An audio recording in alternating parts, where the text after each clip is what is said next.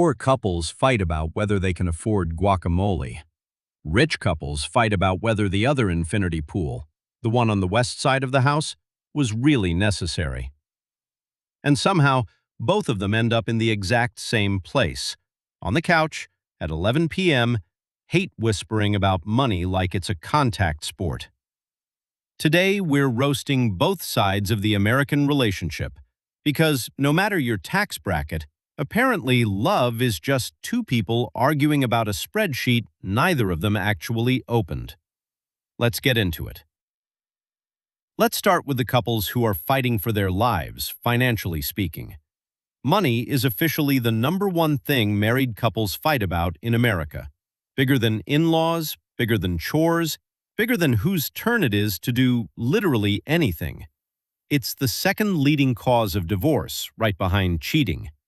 Which, honestly, says a lot about how personal people get with their bank statements. Here's the pattern with lower-income couples. They're not fighting about whether to buy the yacht.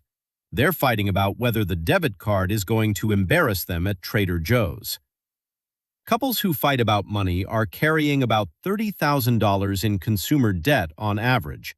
And get this, nearly 2/3 of American marriages start off already in the red before the wedding cake is even finished. Romantic. And it gets worse the younger you are.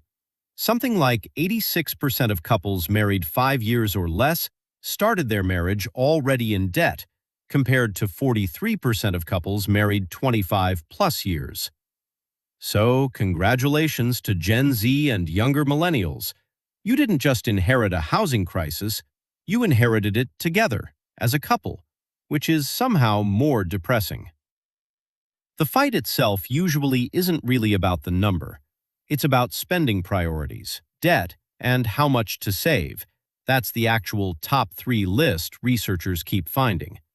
Translation: one of you is a treat-yourself person, and one of you is quietly panicking every time a Postmates notification goes off. And the data backs up exactly why this feels so personal.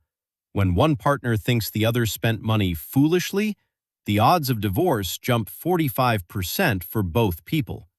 Not because the money's gone, because trust is gone. You didn't marry a budget, you married a person, and that person just bought a $200 hoodie during a "we need to talk about the car payment" week. Lower income and working class couples also live in what researchers call a culture of hard interdependence. Basically, life feels more unstable, threats feel closer, so partners cling to each other for survival and resent each other for the same reason. It's less "we're a team" and more "we're stuck on the same sinking canoe and I saw you drop your paddle." Now, and this is the part that's going to ruin some people's day, rich couples are not exempt, not even close. Here's the twist nobody wants. Researchers who controlled for income, debt, and net worth found it didn't matter how much money the couple actually had. Rich couples fight about money almost as much as poor couples do. The frequency barely changes. What changes is the shape of the fight. There's actually a stat for this. Households making $100,000 or more report the lowest frequency of financial conflict, about once and a half a month. Sounds great, right? Except when they do fight, it's over the highest dollar amounts of any income group. So poor couples are fighting weekly over $40. Rich couples are fighting monthly over a $40,000 kitchen renovation neither of them agreed to. It's the same argument, just with better lighting and a nicer kitchen island to slam your hand on. Rich couples fight about things like whose name is on what asset, prenup enforcement, whether dad's business money counts as ours or his, why one partner's family thinks the other married them for the house in the Hamptons, and the eternal classic, lifestyle creep. You'd think more money means less stress. Instead, it just means the goalposts move. The private school wasn't enough. Now it's which private school? The car wasn't enough. Now it's why did you lease instead of buy? And here's the part that should make every gold digger allegation retire immediately. Research on income gaps between spouses found that when the husband earns significantly more, we're talking $38,000 plus more per year, divorce risk actually goes down, not up. Meanwhile, the couples fighting hardest, often the ones close to equal income, quietly competing over who's really the provider. Nothing says romance like a silent domestic power struggle disguised as who's paying for dinner. So no, money doesn't buy you out of the fight. It just upgrades the venue. Here's the part that actually explains everything, and it's not really about money at all. It's about what money means to you. Financial therapists have this idea that money represents totally different emotional things for different people. For some, it's security. For some, it's freedom. For some, it's proof that they made it out of wherever they started. And people don't marry their emotional twin. They marry their opposite. The saver marries the spender. The "we need 6 months of emergency fund" person marries the "life is short, we're going to Cabo" person. That's not bad luck. That's basically the law of attraction working exactly backwards. And that's why American couples fight about money regardless of income, because the fight was never actually about the number on the receipt. It's a values fight wearing a financial costume. Poor couples fight about survival versus enjoyment. Rich couples fight about legacy versus indulgence.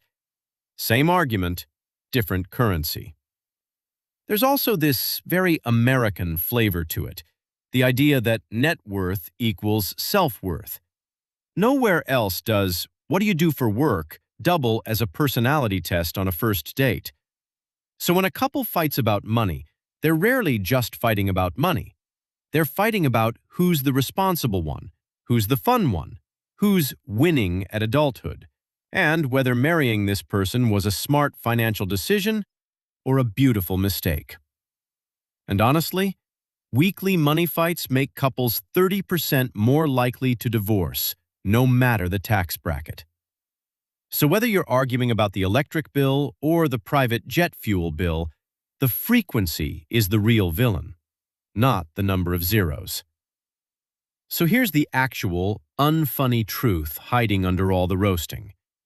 Broke couples fight about not having enough, and rich couples fight about what enough even means. Neither group wins. Everybody's just arguing with the person they promised to build a life with, using money as the translator for feelings they don't know how to say directly. The real flex isn't being rich enough to skip the fight. It's being the couple who fights about the receipt for 5 minutes and then actually talks about why it mattered. If you want more of this, money, relationships, and the very American obsession with turning both into a competitive sport, subscribe. And let me know in the comments, are you the saver or the spender in your relationship? Be honest, your partner's probably already told everyone.